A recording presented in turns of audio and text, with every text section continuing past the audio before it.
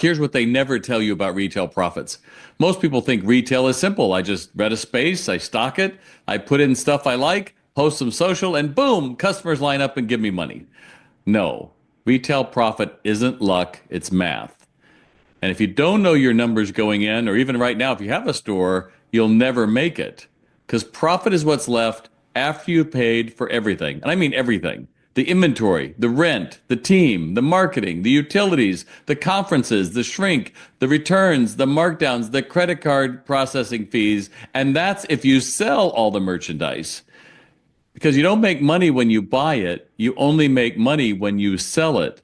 Think of that merchandise as if it was your bank account, and that nice gift item you have is made out of dollar bills. That's your money sitting there. Your goal is to turn it enough times that you get your profit over and over again. And so let's talk about pricing, because too many retailers get scared here. You can't price it based on what you paid, because when you look at wholesale prices, you think, look at all the money I'll make. It's not that. You have to price it based on what it takes to actually run your store and still make money so that you can live a life that you want. That means building in healthy markups and not apologizing for it. Because here's the truth. About 35% of that merchandise that you buy isn't going to sell at full price.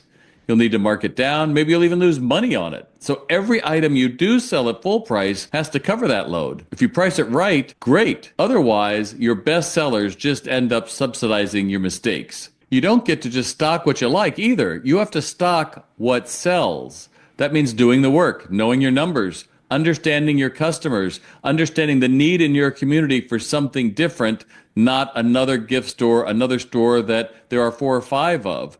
If you're really focused, then you understand that it's not being focused on that new baby that your friend has or your cousin's Etsy hobby. It's only on the customers that walk in your doors.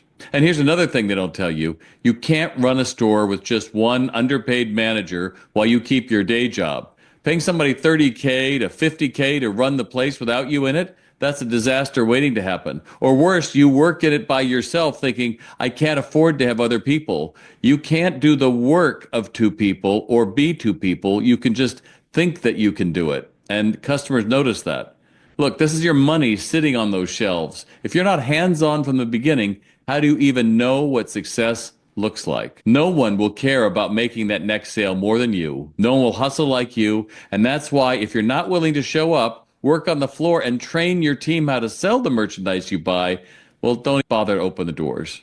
No one will care more about making money than you. No one will hustle like you. That's why if you're not willing to show up, work the floor, and train the team, don't bother opening the doors. Because retail is filled with people who had a great idea, but it was a niche. But was it a niche that the community really needed, or just something you thought, oh, that might be fun?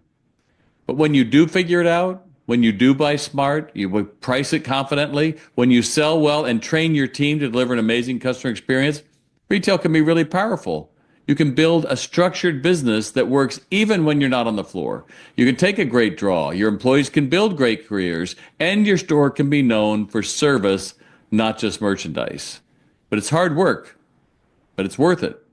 Now you know what they never told you about retail profits.